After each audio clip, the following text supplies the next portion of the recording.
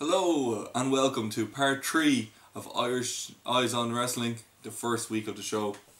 We're going to continue and finish off our Hell in a Cell predictions here, and we're going to start off with the Raw pre-show. Not so much a prediction, but it's John Cena and he's going to address the whole AJ situation. So basically it's going to be 10-15 minutes of wasted time where they could easily have, Michael McGillicuddy, Zack Ryder, Heath Slater. A 6-man tag team match with Heath Slater, Jinder Mahal and Drew McIntyre. I don't know, Zack Ryder, Team Cobra, Clay. Yeah. They could have a match, 6-man tag team match, but John Cena has to get his time. Or Antonio Cesaro, United States champion, sitting on the sidelines. They have this nice little rivalry with Justin Gabriel going on. True. That's a match. That's a filler. Well, that could be a surprise just thrown in their match for the United States title. It hasn't been announced yet, so we can't really predict on that. But John Cena, he's just going to come out. He's going to use his usual shtick. He's going to talk normally and suddenly raise his voice, get angry, and the crowd will cheer. Probably punch somebody. I don't think he'll hit anybody. I don't think his arm isn't... He has 2 arms. Yeah, he won't hit anybody. But AJ Lee, it was a shock on Raw that she resigned. It came out of the blue. It wasn't so much a shock during the night because they announced that AJ Lee had an announcement to make and she was with the board of directors earlier on in the day. From that second, you kind of knew that AJ was gone. She wasn't going to be GM anymore. But this leaves a space for Paul Heyman. Well, Paul Heyman, he put himself forward for the job on Raw. Vince automatically shot it down and said no, which was hilarious the way it happened. I laughed so hard. But it leaves stuff open for Survivor Series. I'm going to make a call on Survivor Series here, and it's going to be Team Heyman versus Team McMahon or something similar. Yeah, that'd be cool. That'd be good. Takes control of Raw. Well, you never know. And Vicky Guerrero's in there now as she's not GM, but she's supervising manager. Yeah, it's something ridiculous like that. Heyman Team Vicky. Something. I'm gonna call it something like this. I don't think it'll be Vicky because there's a rumor, big rumor going around everywhere that Monday night, tomorrow night, there's a return on Raw. Ric Flair. It is Ric Flair. Ric Flair. Woo! And that is just going to be amazing. It could be Team Heyman against Team Flair. Team Heyman Flair. Team Vince. Well, that would even be awesome. But I want to address something with Vicky Guerrero at the minute. Did she not? Excuse me. Sorry. Did she not go out with Edge? Was she not with Dolph Ziggler when the only reason AJ is being sacked now from her position is that she was meant to have gone out with John Cena? Consistency, WWE. That's all we ask for. Well, if you're gonna state that, Stephanie McMahon, Triple H. Exactly. There's been big occasions that this has happened. Stephanie McMahon and Kurt Angle. There was Teddy Long and Oksana for a while, but besides all that, Stephanie McMahon and Chris Jericho.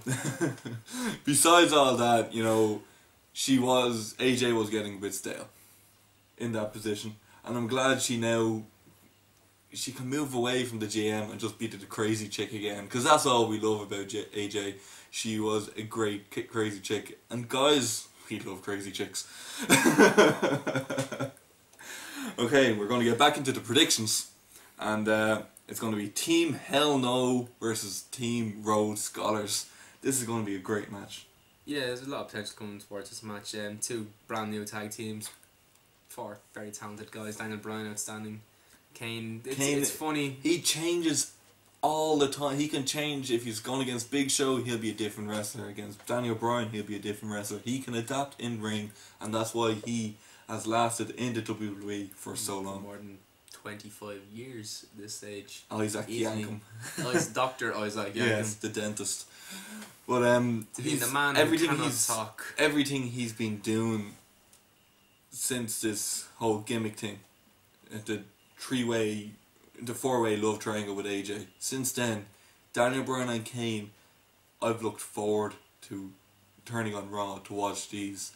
They've been so entertaining. Granted, it's a bit silly, but It's silly, but they make it WWE are work. famous for silly. They make it work, which is even more surprising. It's very entertaining, and I'm loving it. There's no fault to these two in this angle. It's reviving the tag team division, which we all want. Yes, and now Cody Rhodes and Damien Sandow, two incredibly talented guys. Sandow is still raw. It's still hard to call on how He's a bit talented this green. guy is going to be, but Cody Rhodes. He's been multiple time tag champion. Yeah, I'm going to call it 2-3 years. Cody Rhodes is going to be face the company. I'd like to He's see it. incredibly talented. But then again, he does have his haters who will say that he's boring and bland in the ring. And taking his career off his dad's back. Yeah, people are always going to say that. He'll always have that behind him. But Cody Rhodes, he is talented. I don't know if he will be the face of the company, but he will be a higher mid-card floating in and around the title all the time. I reckon that's where he's situated. He'll be a Chris Jericho type. He's there when they need them. Exactly. That's what Cody Rhodes will end up being. Same as a lot of guys that's on the roster at the minute. There's not many of them that will be the next face. But Well, a lot. honest, John Cena's stuck around here for another 10 years, so...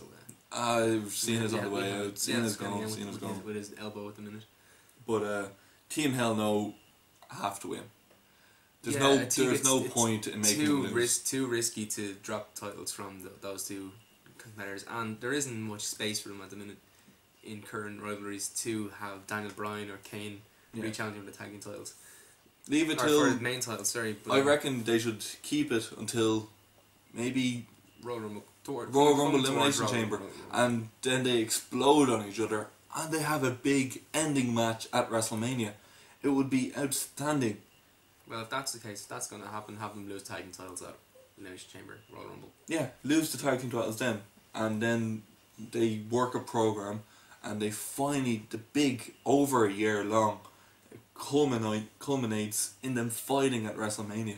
It would be great. For longer than 18 seconds. Well, Daniel Bryan needs a WrestleMania match. It's 2 years now, and he hasn't had a proper WrestleMania match. It's ridiculous. He deserves to be on that card, and For the man who likes to say no. but that has to be. It'll be great. But Team Hell No to win, not taking anything away from Team Rope Scholars, who are very entertaining. I'm going to call Team Hell No on this. And now the main event. CM Punk Ryback. Will it happen? Will it not? I'm not too sure. I don't think the match will happen. I think somebody will come down. Well, it will happen, but it won't end. I don't think the match will happen. I think someone will come down, attack Ryback backstage or when he's entering. More than likely, my guess would be Brock Lesnar. It could be someone else, maybe Mark Henry, maybe someone just to feed Ryback. And More?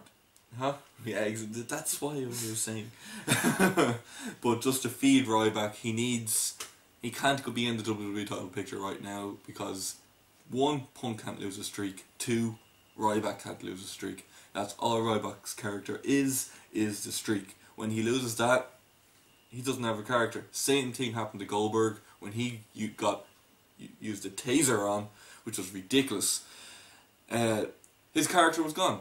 People weren't as interested in Goldberg anymore. He was still entertaining, but he didn't have a character to him anymore. He was no longer, I'm undefeated. That's what Ryback needs. He still needs a streak. It's too soon to lose it, and he can't beat Punk, because if he beats Punk, then he's just going to lose to The Rock at the Royal Rumble. No, the match is going to happen. There will be a But match. the match both won't, streaks the match needs to won't go. end. There will not be a definitive winner. It's not going to work well though, because it's going to be Punk and Ryback beating each other up. This is what I say. Ryback will have Punk on the ropes, almost done, up for the shell shock. Brock Lesnar comes in, it would be cool. annihilates Ryback. But that diminishes Ryback, and Ryback is meant to be the unstoppable guy. He can't. But it's really. Brock Lesnar. I know it's Brock Lesnar. I know, but So if it's to make sense for anyone to be able to stand up, that diminishes it toe though. with Ryback, is Brock Lesnar.